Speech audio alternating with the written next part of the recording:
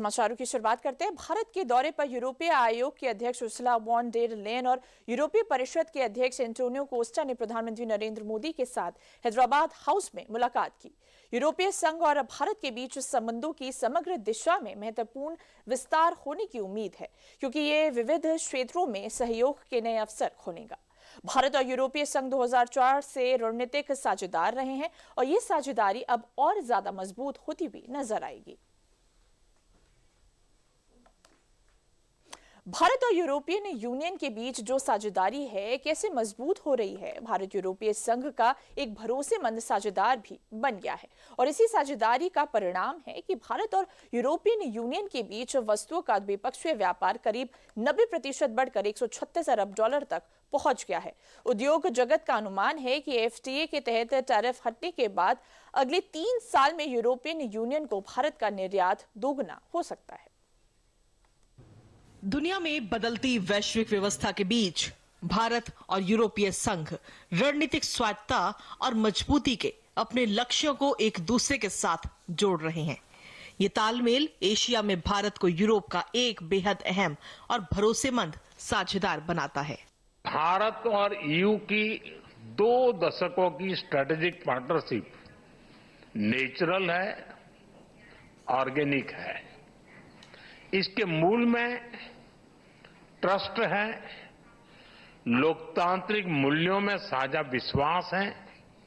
पिछले 10 वर्षों में भारत और ईयू के बीच वस्तुओं का द्विपक्षीय व्यापार 90% बढ़कर $136 अरब तक पहुंच गया है।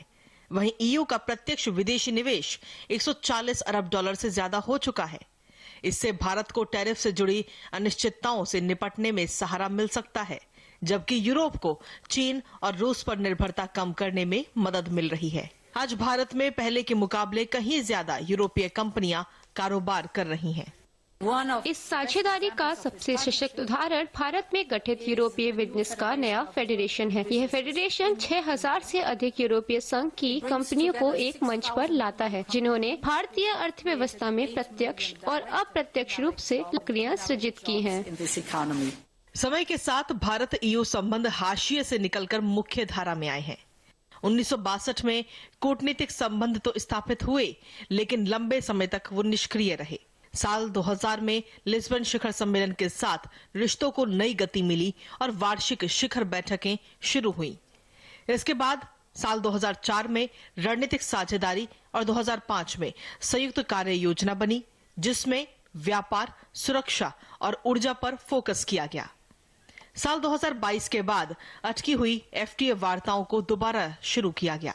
साथ ही ट्रेड एंड टेक्नोलॉजी काउंसिल का गठन हुआ, ताकि मानकों का तालमेल, सप्लाई चेन की मजबूती और तकनीक में साझा नवाचार को बढ़ावा मिले। भू राजनीतिक बदलावों के बीच 2025 में भारत और ईयू ने 5 स्तंभों वाला नया एजेंडा तय किया: शांति, पर्यावरण, समृद्धि, लोग और साझेदारी। इसके तहत सेमीकंडक्टर, ग्रीन हाइड्रोजन और आर्टिफिशियल इंटेलिजेंस को प्राथमिकता दी गई। यूरोपीय संघ का चिप्स एक्ट 43 अरब यूरो की फंडिंग के साथ सेमीकंडक्टर उत्पादन को बढ़ावा देता है, ताकि इसकी वैश्विक कमी से निपटा जा सके। ये भारत की पीएलआई योजनाओं जैसा है, जिसके तहत रणनीतिक क्षेत्रों में उत्पादन बढ़ाने के लिए कंपनियों को 4 से 6% तक प्रोत्साहन मिलता है। वहीं जिस तरह भारत, ऑस्ट्रेलिया और यूएई के साथ खनिज आधारित व्यापार साझेदारियां कर रहा है, वैसे ही यूरोपीय संघ का critical raw materials act lithium, rare earth और कोबाल्ट जैसी जरूरी सामग्रियों की आपूर्ति तेज करने पर जोर देता है। ऐसे में दोनों पक्ष अहम तकनीकों की सप्लाई चेन को सुरक्षित बनाने में साथ काम कर सकते हैं। भारत के लिए यूरोपीय संघ दवाइयों और वस्त्र जैसे क्षेत्रों में स्थिर और भरोसेमंद बाजार उपलब्ध कराता है। वहीं यूरोप को भारत के रूप में मल्टीपोलर विजन को मजबूती देने वाला एक गैर पश्चिमी साझेदार मिलता है।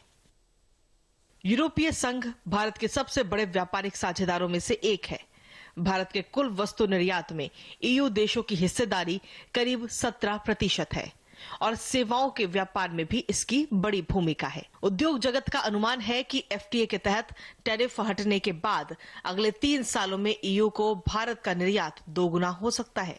एक ऐसी दुनिया में जो अब भी आर्थिक अनिश्चितताओं और बदलते गठबंधनों के बीच रास्ता तलाश रही है, उसमें ये साझेदारी सिर्फ अर्थव्यवस्था तक सीमित नहीं है, बल्कि ये रणनीतिक ताकत और स्वायत्तता के भारत के विजन को हकीकत में बदलने की कहानी है। प्रधानमंत्री नरेंद्र मोदी यूरोपीय संघ की अध्यक्ष उर्सुला वॉन डेर लेन और यूरोपीय परिषद के अध्यक्ष एंटोनियो कोस्टा की उपस्थिति में भारत यूरोपीय संघ मुक्त व्यापार समझौते पर हस्ताक्षर किए गए। इसके साथ ही कई अन्य महत्वपूर्ण समझौता ज्ञापनों का आदान प्रदान किया गया। प्रधानमंत्री नरेंद्र मोदी ने कहा, पिछले कुछ वर्षों में भारत और यूरोपियन यूनियन के संबंधों में उल्लेखनीय प्रगति हुई है। साझा लोकतांत्रिक मूल्यों, आर्थिक तालमेल और लोगों के बीच मजबूत संबंधों के चलते हमारी साझेदारी नई ऊंचाइयों तक पहुंच रही है। प्रधानमंत्री ने कहा, आज 27 तारीख है। ये सुखद संयोग है कि आज ही के दिन यूरोपियन यूनियन के 27 देशों के साथ भारत ये एफटीए कर रहा है। ये एफटीए हमारे किसानों, छोटे उद्योगों की यूरोपियन मार्केट तक पहुंच आसान बनाएगा। 27 तारीख है। ये सुखद संयोग है कि आज ही के दिन यूरोपियन यूनियन के 27 देशों के साथ भारत ये एफटीए कर रहा है। यह एक ऐतिहासिक समझौता हमारे किसानों, हमारे छोटे उद्योगों, इसके यूरोपियन मार्केट तक पहुंच आसान बनाएगा, मैन्युफैक्चरिंग में नए अवसर पैदा करेगा और हमारे सर्विसेज सेक्टर के बीच सहयोग को और प्रबल करेगा।